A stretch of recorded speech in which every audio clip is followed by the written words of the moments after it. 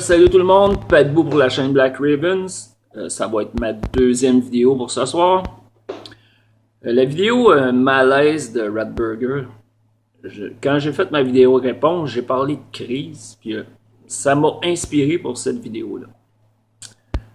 Pour moi, un jeu de rôle, un jeu de rôle traditionnel, on va dire, c'est comme une médaille, ça a deux côtés.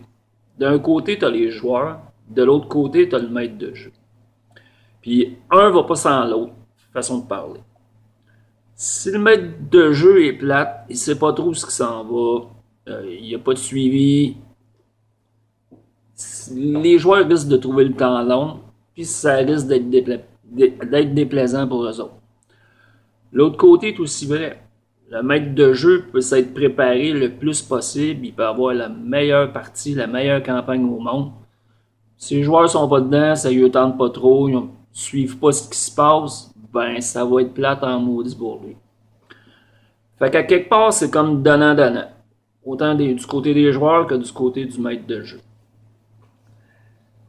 Là, je vais m'adresser surtout aux joueurs de jeu de rôle. Tu sais, on dit être rôliste, c'est quoi être rôliste? On parle de jouer un jeu de rôle.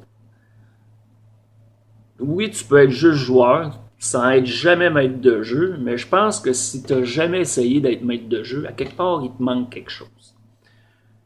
Puis il te manque surtout un point de vue. Fait que je vous le dis, les joueurs, si vous n'avez jamais été maître de jeu, essayez-les au moins juste une fois. Obligé de faire une campagne qui va durer 2 ans. T'sais. Juste une session, un one-shot pour voir c'est quoi. Qu'est-ce que ça fait être maître de jeu? Ça implique quoi? Ensuite de ça, ben, vous allez peut-être comprendre un peu plus votre maître de jeu. Parce que si je parle de crise, c'est souvent des crises envers le maître de jeu.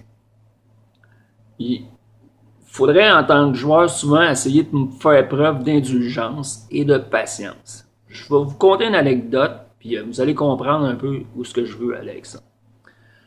À un moment donné, j'organise une campagne, Donjons et Dragons. Il y a 4 joueurs. Fait que c'est la première session. On commence la campagne. C'est vraiment là, c'est le début. Fait qu'on fait faire les personnages. Aux joueurs, vous pouvez vous consulter pour créer vos personnages si vous voulez être complémentaires. Mais vous faites juste les personnages, vous n'allez pas plus loin. Ils font le personnage.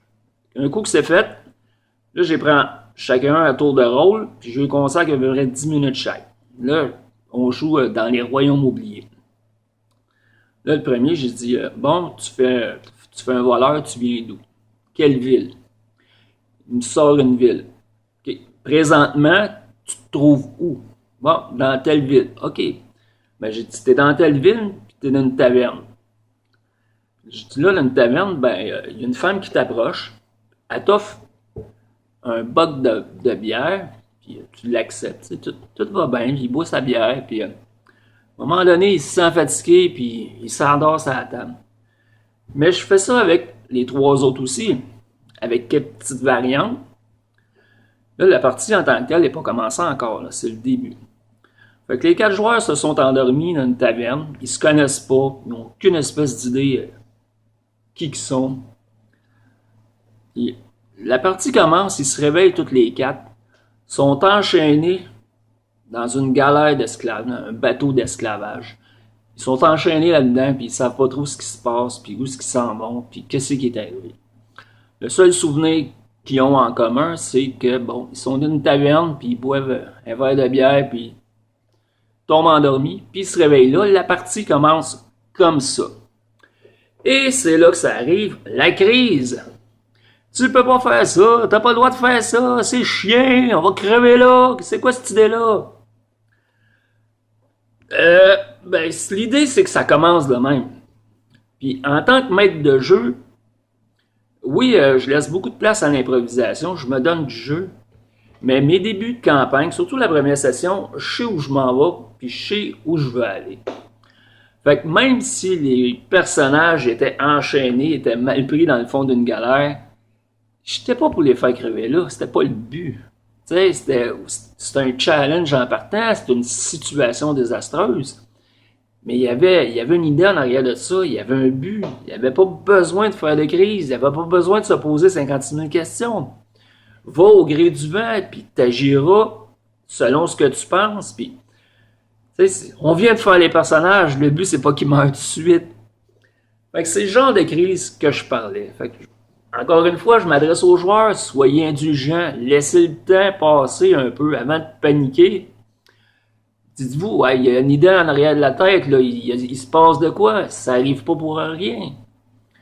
J'ai déjà été joueur, puis la même chose. À un moment donné, je me fais blaster, je m'endors, je me réveille, puis la première affaire que je sais, c'est que j'ai une bombe dans la tête. Puis si je fais pas ce qu'ils veulent, ben ça va sauter. Sur le coup, t'as envie de chialer, c'est paniquant un peu. Mais bon, tu prends un grand respect, tu te dis, ah, il y a de quoi en arrière de ça, c'est impossible, là. Me semble que tu fais pas suer du monde juste pour faire suer du monde, là. Faut que ça mène à quelque part. Fait que c'était ma vidéo. Soyez indulgents. Et si vous avez jamais essayé d'être maître de jeu, essayez-le. Juste une fois, juste voir. Vous allez peut-être pogner à piqueuse. C'est le fun d'être joueur, mais c'est le fun aussi d'être maître de jeu. Fait que, à la prochaine. Salut à tous.